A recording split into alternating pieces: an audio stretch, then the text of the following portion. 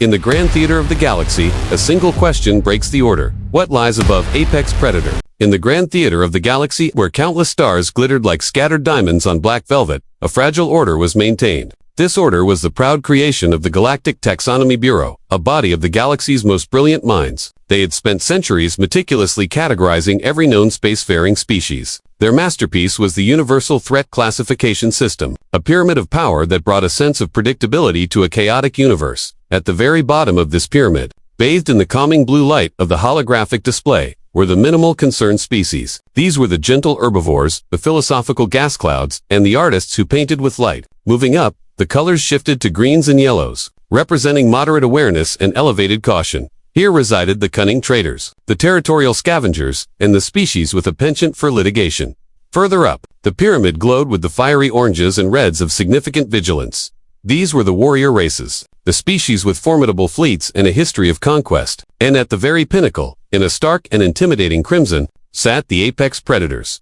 These were the alpha hunters of the galaxy. Beings of immense power and instinct, respected and feared by all. The system was perfect. It was logical. It was, everyone agreed, a monumental achievement in galactic cooperation. The delegates from 240 worlds gathered in the Grand Assembly Hall, their varied forms, a testament to the diversity of life, yet all united in their appreciation for this elegant structure. Then, there were the humans, a relatively new species on the galactic stage. Humanity had been a source of endless curiosity and mild bewilderment. They were adaptable. They were unpredictable. And now, they were about to ask a question that would shatter the very foundation of this carefully constructed piece. Human ambassador, Damon, a man with a disarmingly casual smile and eyes that held a spark of something the galaxy hadn't quite figured out yet, raised his hand. He had been listening patiently, a picture of polite attentiveness. The presenter, a Xylarian named Brilla, with elegant antennae that twitched with self-satisfaction, paused. Ambassador Damon, we will have a designated time for inquiries after the full presentation.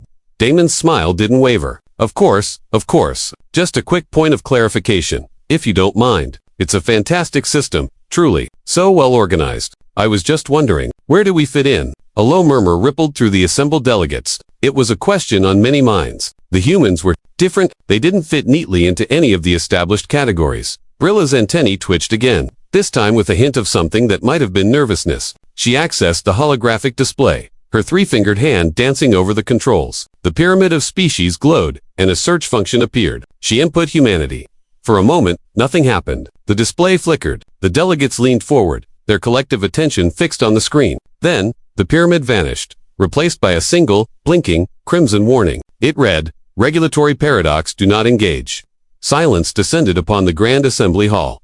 240 delegations stared at the warning. It wasn't a classification, it was a malfunction, a glitch. But the system was supposed to be flawless. Damon, however, just chuckled softly. A paradox, you say? Well, that does sound like us. But it still doesn't answer my question. What, exactly, is a regulatory paradox? And more importantly, is it above apex? The blinking crimson of regulatory paradox do not engage, pulsed in the silent Grand Assembly Hall like a malevolent heartbeat. The meticulously ordered universe of the Galactic Taxonomy Bureau had just encountered a fatal error. And that error was humanity. The delegates, once placid and appreciative, were now a sea of confused and concerned faces. The bureau chief, a slug-like being named Neelara, who moved with a slow, deliberate grace that exuded authority, glided onto the stage. Her bioluminescent trail left a faint, shimmering path behind her. She had seen centuries of bureaucratic chaos, but this was new. Ambassador Damon, she said, her voice a low, calming hum that nonetheless carried an edge of urgency. Perhaps this is a discussion best had in a more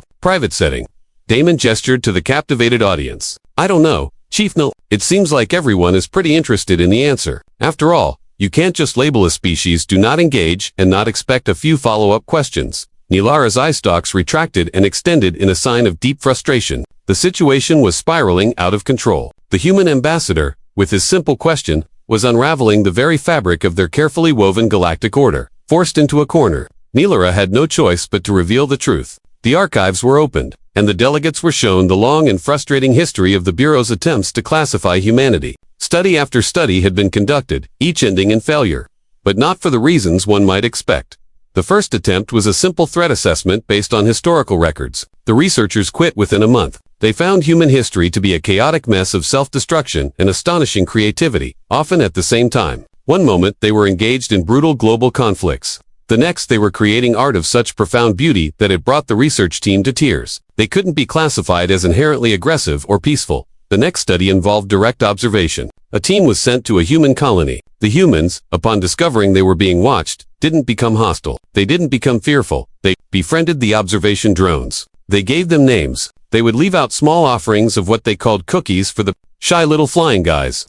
The observation team reported that their equipment was no longer objective. A more direct approach was then taken. A controlled experiment was devised to test human problem-solving and aggression. The human subjects, instead of competing with each other, as the researchers predicted, did something unheard of. They formed a committee. They established a set of rules. They unionized the experiment. They presented the bewildered alien researchers with a list of demands for better living conditions and a clearer definition of the experiment's goals. The study was, of course, abandoned.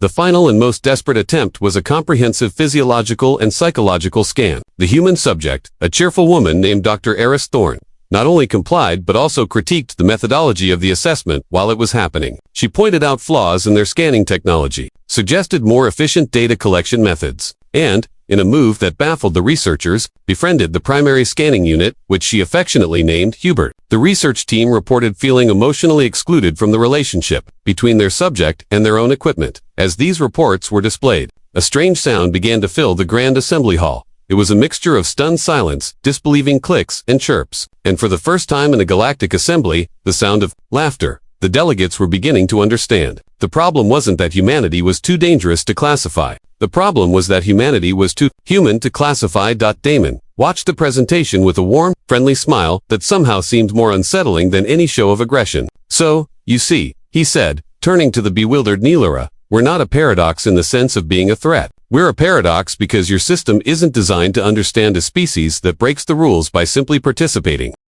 The Grand Assembly Hall was no longer a place of quiet reverence for galactic order, but a buzzing hub of chaotic energy. The delegates, having seen the litany of failed attempts to classify humanity, were now grappling with a concept that was completely alien to their structured way of thinking. Humanity wasn't on the pyramid of threat. They were somewhere else entirely. Lara, seeing that her carefully constructed presentation had been thoroughly dismantled, led Ambassador Damon and a few key delegates to a restricted section of the archives. This was a place few had ever seen, a repository of abandoned ideas and forbidden knowledge. Here, the holographic displays showed not neat pyramids, but impossible, shifting These were the discontinued threat categories, frameworks that had been deemed too philosophically dangerous to maintain.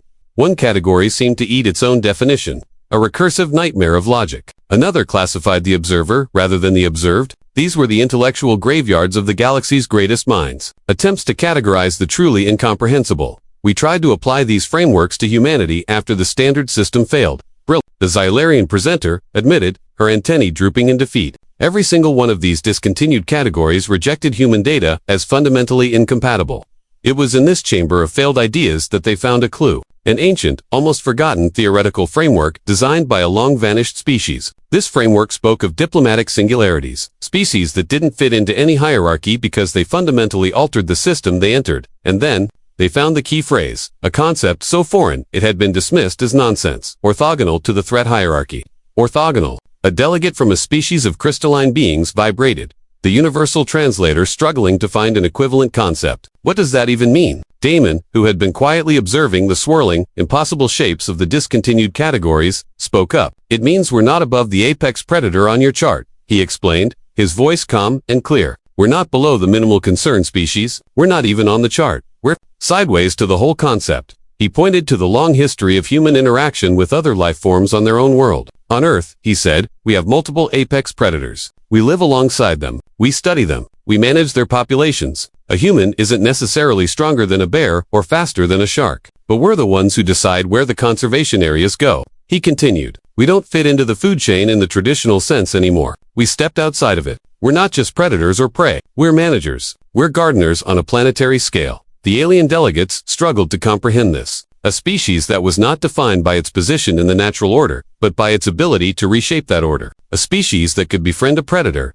unionize an experiment, and critique the very system designed to assess them. Neelura's bioluminescent trail pulsed with a dawning and terrifying understanding. You don't seek to dominate in the way an apex predator does, she said, her voice filled with a newfound awe. You integrate. You co-opt. You befriend. Damon nodded. Exactly. We form emotional attachments to surveillance equipment. We adopt the offspring of our enemies. We're a regulatory paradox because we break the system by participating in it, by being friendly, by being us. The concept was finally beginning to sink in. Humanity wasn't a threat in the conventional sense. They were something far more complex, something that couldn't be measured on a scale of aggression or power. They were a force of nature that operated on an entirely different axis. The revelation that humanity was orthogonal to the universal threat. Classification systems sent shockwaves through the galactic community. The Grand Assembly was in chaos. Delegates were in hurried, hushed conversations with their home worlds. The neat, predictable universe they had all believed in had been turned on its head. The initial reaction was fear. If humans weren't on the pyramid, if they were something entirely different, what did that mean for the balance of power? The warrior races, the apex predators, they could be understood. Their motivations were clear: strength, territory, dominance. But humanity, their motivations were confusing. A recording from a military outpost on the edge of human space was played for the assembly. It showed a human patrol ship encountering a vessel of the Cath, a notoriously aggressive species classified as significant vigilance. The Cathar ship was damaged, and the humans, instead of taking advantage of the situation, offered assistance. They shared repair materials, medical supplies, and even what they called a really good recipe for pasta. The Cathar were so bewildered by this act of unsolicited kindness that they simply left. They didn't attack. They didn't posture. They were completely disarmed by a gesture. They couldn't comprehend. Another report detailed a trade negotiation with a species known for their ruthless business practices. The humans, instead of haggling over prices, spent most of the negotiation getting to know the alien delegates on a personal level. They asked about their families, their culture, their art. By the end of the negotiations, they had secured a favorable trade deal, and the ruthless alien corporation had somehow agreed to fund a cultural exchange program. These stories, once seen as isolated incidents of human eccentricity, now took on a new, more profound meaning. Humanity's greatest weapon wasn't their technology or their military might. It was their unpredictability, their ability to diffuse a hostile situation with friendship, their tendency to find a third option when presented with a simple binary choice. The economic implications were staggering. Species that had built their empires on intimidation and conquest found that their tactics were ineffective against the humans. How do you threaten a species that responds to aggression with a genuine offer of help? How do you outmaneuver a species that seems more interested in making friends than making a profit? The philosophical impact was even greater. The very idea of a threat level was now being questioned. The galaxy had always seen the universe as a struggle for survival, a competition for resources. But the humans, they seemed to be playing a different game entirely. A game of cooperation, of curiosity, of connection, and that, to many of the old, powerful empires, was the most terrifying thought of all. Because a universe where friendship was a more effective tool than fear was a universe they were not prepared for. Ambassador Damon,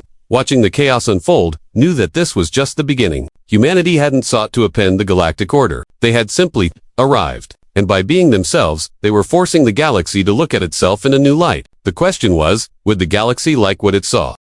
In the aftermath of the revelation, the Grand Assembly Hall was a changed place. The holographic pyramid of threat, once a symbol of order, was now a painful reminder of their own limitations. The delegates, humbled and more than a little frightened, looked to Ambassador Damon and the silent, blinking crimson of the regulatory paradox for answers. The debate raged for days. What were they to do with a species that could not be classified? Some of the more militaristic species argued for quarantine. Isolate the humans, they said. Study them from a distance. Do not let their unpredictable nature infect the rest of the galaxy.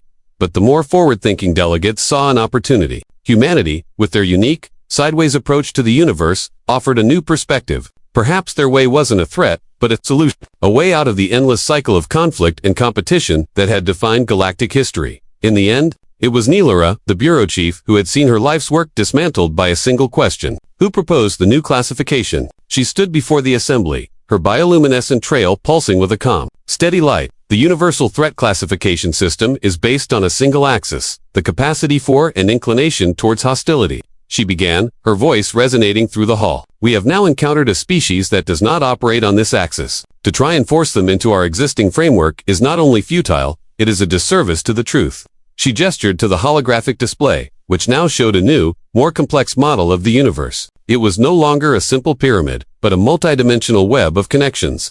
Therefore, she announced, I propose a new classification for humanity. Not a threat level, but a state of being. We will classify them as managed uncertainty, engagement, discretionary. A murmur of understanding and acceptance rippled through the delegates. It was a perfect description. Humans were the ultimate wildcard, the embodiment of uncertainty. But they were also a force that could be managed, a partner that could be engaged with. The choice of how to interact with them was left to each individual species. Ambassador Damon smiled. It was a classification he could live with. It acknowledged their unique nature without casting them as either monsters or saviors. It simply was, the galaxy had a new, more complex understanding of itself. The neat, orderly pyramid was gone, replaced by a universe of infinite possibilities. And at the center of it all was humanity, the friendly, confusing, unpredictable species that had shattered the old order, not with weapons, but with a simple question: what's above Apex? The answer, they had all come to realize, was not another level of predator. The answer was to step off the pyramid altogether, to look at the universe not as a ladder to be climbed, but as a web to be explored. And in that simple, profound shift in perspective, the galaxy had taken its first, uncertain step into a new and more interesting age.